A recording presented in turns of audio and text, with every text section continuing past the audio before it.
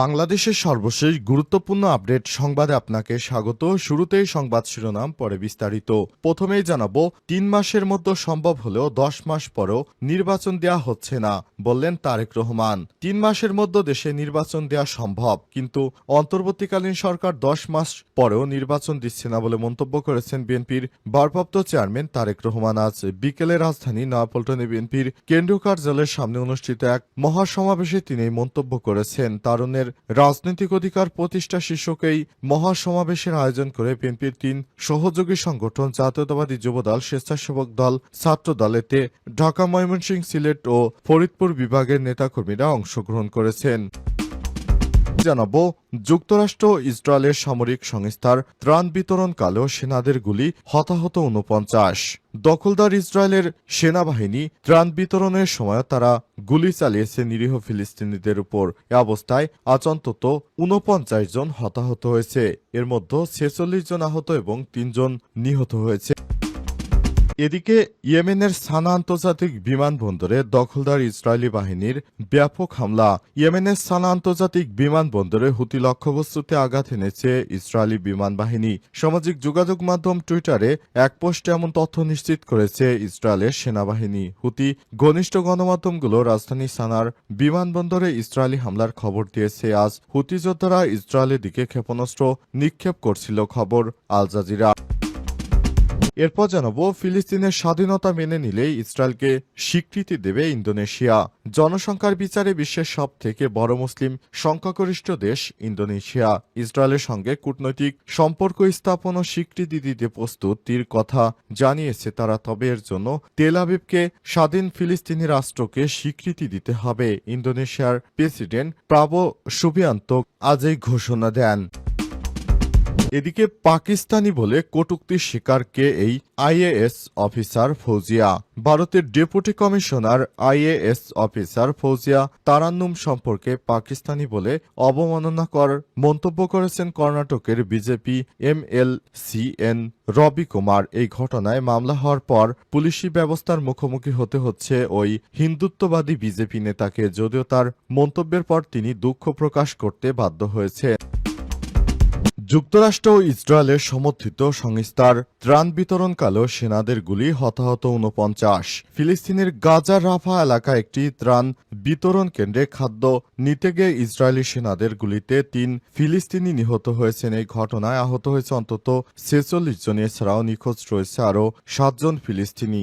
আজ যুক্তরাষ্ট্র ও ইসরায়েলের সমর্থিত সংস্থার ত্রাণ বিতরণকালে এই ঘটনা ঘটে বলে গাজার কর্তৃপক্ষ নিশ্চিত করেছে। গাজার হিউম্যানিটেরিয়ান ফাউন্ডেশন নামের বিতর্কিত একটি সংস্থা ওই সাহায্য কার্যক্রম পরিচালনা করছিল। মূলত যুক্তরাষ্ট্র ও ইসরায়েলের সমর্থনে এই ত্রাণ কাজ পরিচালিত হচ্ছে। সমালোচকেরা মনে করেন, গাজার প্রকৃত মানবিক প্রয়োজনের বদলে রাজনৈতিক ও সামরিক কৌশলের মাধ্যমে নিয়ন্ত্রণ প্রতিষ্ঠার লক্ষ্যে এই বিতরণ ব্যবস্থা চালু করছে ইসরায়েল। তবে জিএইচ এর ত্রাণ বিতরণের খবর শুনে বিপুল সংখ্যক ফিলিস্তিনি ভিড় করে, তবে ইসরায়েলি সেনাদের গুলিতে হতাহতের সংখ্যাটি সংস্থাটি অস্বীকার করেছে। এদিকে অবরুদ্ধ গাজা উপত্যকায় সাংবাদিকরা জানিয়েছেন, ত্রাণ কেন্দ্রের সামনে বহু ক্ষুধার্ত মানুষ ঘণ্টার পর ঘণ্টা দাঁড়িয়েছিলেন, কারণ সাহায্য দেওয়ার আগে প্রত্যেককে তল্লাশি করে ঢোকানো হচ্ছিল। এতে অনেক দেরি হচ্ছিল। এই দেরির কারণে তারা হঠাৎ করে ভেতরে ঢুকে পড়েন। এরপরই বিশৃঙ্খলা দেখা দেয়, আর তখনই শোনা যায় গুলির শব্দ। এতে যুক্তরাষ্ট্র ও ইসরায়েলের সমর্থনে পরিচালিত বিতর্কিত জিএইচএফ এর সাহায্য বিতরণ কর্মসূচি পুরোপুরি ভেঙে পড়ে। ফিলিস্তিনের স্বাধীনতা মেনে নিলে ইসরায়েলকে স্বীকৃতি দেবে ইন্দোনেশিয়া।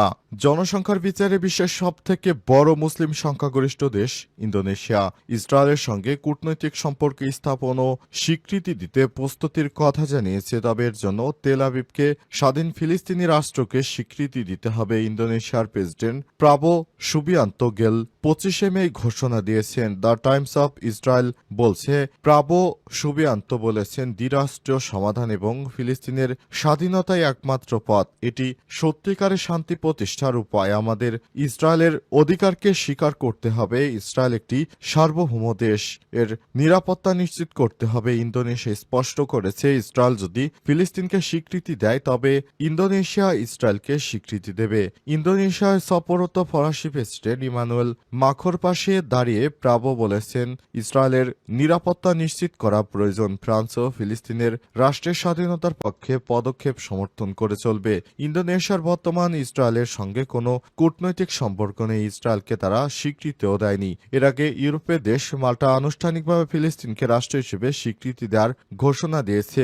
দেশটির প্রধানমন্ত্রী রবার্ট আবেলার এই ঘোষণার ৪৫ বছরের পুরনো এক জাতীয় বিতর্কের অবসান ঘটেছে। তিনি গাজায় চলমান মানবিক ট্র্যাজেডির কথা উল্লেখ করেছেন। এই সিদ্ধান্তকে নৈতিক বাধ্যবাধকতা হিসেবে আখ্যা দিয়েছেন। তবে এই স্বীকৃতি আগামী ২০ জুন এক সম্মেলনের পর কার্যকর করা হবে। গেল বছর মে মাসে স্পেন, আয়ারল্যান্ড, নরওয়ে পৃথক বিবৃতিতে আনুষ্ঠানিকভাবে ফিলিস্তিন রাষ্ট্রকে স্বীকৃতি দিয়েছে। স্পেন সরকারের এক মুখপাত্র ঘোষণা করেছেন স্পেন আনুষ্ঠানিকভাবে ফিলিস্তিনকে রাষ্ট্র ৩ মাসের মধ্যে সম্ভব হলেও ১০ মাস পরেও নির্বাচন দেয়া হচ্ছে না, বললেন তারেক রহমান। ৩ মাসের মধ্যে দেশে নির্বাচন দেয়া সম্ভব, কিন্তু অন্তর্বর্তীকালীন সরকার ১০ মাস পরেও নির্বাচন দিচ্ছে না বলে মন্তব্য করেছেন বিএনপির ভারপ্রাপ্ত চেয়ারম্যান তারেক রহমান। আজ বিকেলে রাজধানী নয়াপল্টনে বিএনপির কেন্দ্রীয় কার্যালয়ের সামনে অনুষ্ঠিত এক মহাসমাবেশে তিনি এই মন্তব্য করেছেন। তারুণের রাজনৈতিক অধিকার প্রতিষ্ঠা শীর্ষক এই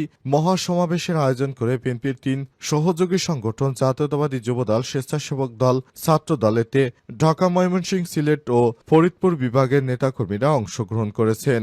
তারেক রহমান তার বক্তব্যে ডিসেম্বরের মধ্যে জাতীয় নির্বাচন আয়োজনের দাবি জানান। তিনি বলেন, নির্বাচন নিয়ে টালবাহানা শুরু হয়েছে, সংস্কার নিয়ে সময়ক্ষেপণের আড়ালে ভিন্ন উদ্দেশ্য রয়েছে। আমরা পরিষ্কারভাবে জানিয়ে দিচ্ছি, আগামী ডিসেম্বরের মধ্যেই নির্বাচন দিতে হবে। নির্বাচনের প্রস্তুতি নেওয়ার নির্দেশনা দিয়ে তিনি বলেছেন, যারা জনগণের প্রতিনিধি নির্বাচিত করবে সেই তরুণ ও নেতাকর্মীদের এখন থেকেই প্রস্তুতি নিতে হবে। জনগণের মন জয় করতে হবে তাদের। বিএনপির ভবিষ্যৎ রাজনীতিতে তরুণ ও নারীদের অগ্রাধিকার দেওয়ার প্রতিশ্রুতি দিয়ে তারেক রহমান আরও বলেছেন, তরুণ ও নারীদের বাইরে রেখে দেশ এগিয়ে যেতে পারে না। সুতরাং তরুণদেরকে নেতৃত্ব দিতে হবে। তরুণ জনগোষ্ঠীর আশা আকাঙ্ক্ষাকে সামনে রেখেই বিএনপি এগিয়ে যাচ্ছে। আমাদের রাজনীতি হবে কর্মসংস্থান ভিত্তিক। আইনের শাসন প্রতিষ্ঠায় সরকারের ব্যর্থতার অভিযোগ তুলে তিনি আরও বলেছেন, ইশরাক হোসেনকে শপথ নিয়ে যে স্বৈরাচারী সিদ্ধান্ত এসেছে তা আদালতের রায়ের অবজ্ঞার শামিল। তারা আদালতের রায় মানে না, তাদের কাছ থেকে সংস্কার আশা করা যায় না। তিনি আরও বলেছেন, যারা ক্ষমতায় থাকতে চায় তারা জনগণের কাতারে এসে নির্বাচনের মাধ্যমে নিজেদের অবস্থান নিশ্চিত করুন। বিদেশি প্রভাবের পরিবর্তে দেশের সাথে রাজনীতি করতে হবে। সবাই আরও উপস্থিত ছিলেন বিএনপির স্থায়ী কমিটির সদস্য খন্দকার মোশারেফ, বিএনপির আব্বাস, বিএনপির গয়েশ্বর, বিএনপির আমির খসরু, বিএনপির সালাউদ্দিন। সভাপতিত্ব করেন বিএনপির মুনায়েম মুন্না। সঞ্চালনায় ছিলেন রাজীব আহসান ও ছাত্রদলের সাধারণ সম্পাদক নাসির উদ্দিন।